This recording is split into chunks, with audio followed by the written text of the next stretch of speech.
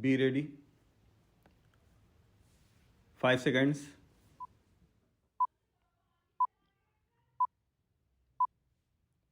Start. The foundation national integration at the individual level will thus be securely laid if every citizen of India discovers India for himself or herself. If he develops a strong patriotic feeling and if he continually strives to serve his country. But in a nation, groups are even more important than individuals, and it is necessary to lay the foundations of national integration at the group level as well.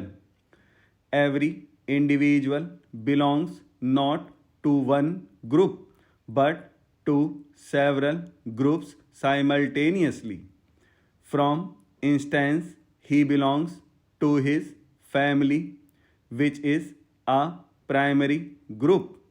He also belongs to several larger groups at the same time, such as his profession, his caste or class, his place of residence, his language or religion, his country, and ultimately to the entire universe. He has also a simultaneous loyalty to all these groups.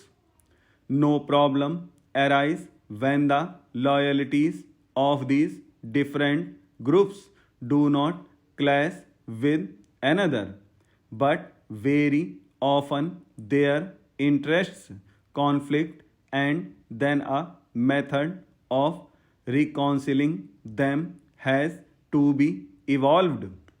National integration demands two things in this context.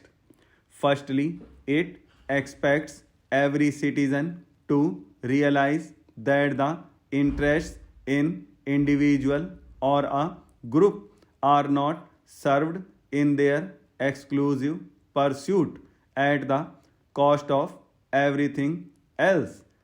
And secondly, it also expects every citizen or group to subordinate its interests to those of the nation as a whole. It is quite well known that a selfish pursuit of personal or group interests often proves to be counterproductive and socially harmful in the first instance, and in the long run it adversely affects those very individual or group purposes which it was expected to serve. On the contrary, if the larger social objectives are pursued, they yield good results not only for the society as a whole but also for all its component individuals or groups.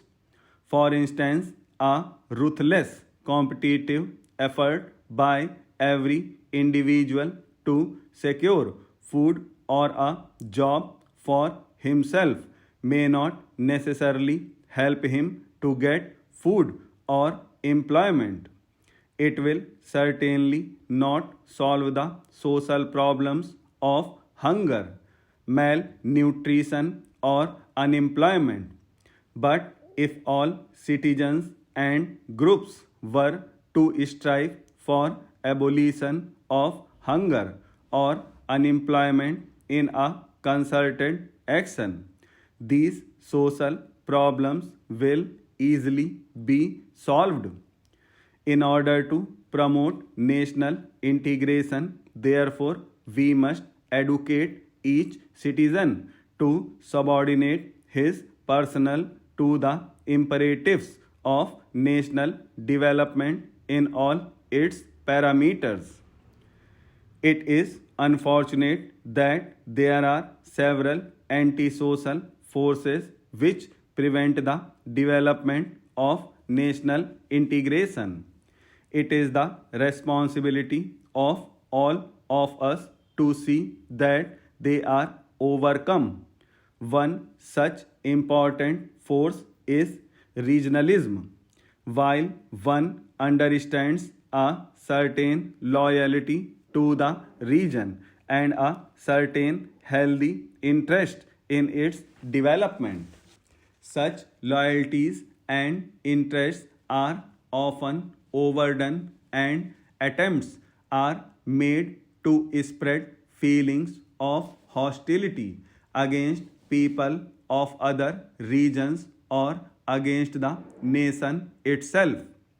One particularly deplores the rise of several senas in different parts of the country, which often carry on virulent and violent campaigns against the people migrating from other regions. One can sympathize with the demand that the legitimate claims of the local people in regard to local employment should be given due consideration.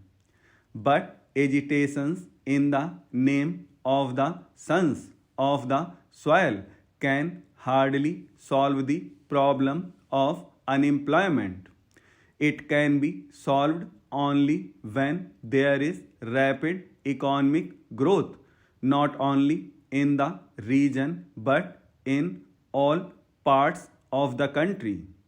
What is even more important, such demands cannot be carried to an extreme position which negates the very right of every Indian citizen to seek employment and to settle down in any part of India, and no one can support the campaigns of hate and violence which are often let loose in the wake of even legitimate demands. Another important disruptive force is linguism. One sympathizes with the demand that the claims of every Indian language should be duly recognized in all development plans. This, in fact, is the existing policy of government, and several measures are being taken to see that all Indian languages, each of which is a national language, receive due encouragement and support. Special steps are also being devised to develop the tribal languages, and the government of India has set up in Mysore a central institute of Indian languages to supplement the work that is being done in this field by universities and other agencies. It is, however, necessary to recognize that in linguistically plural society like ours, individual language groups have to adjust themselves to certain national imperatives. We must cultivate English, and in addition, we must study other international languages also on an increasing scale.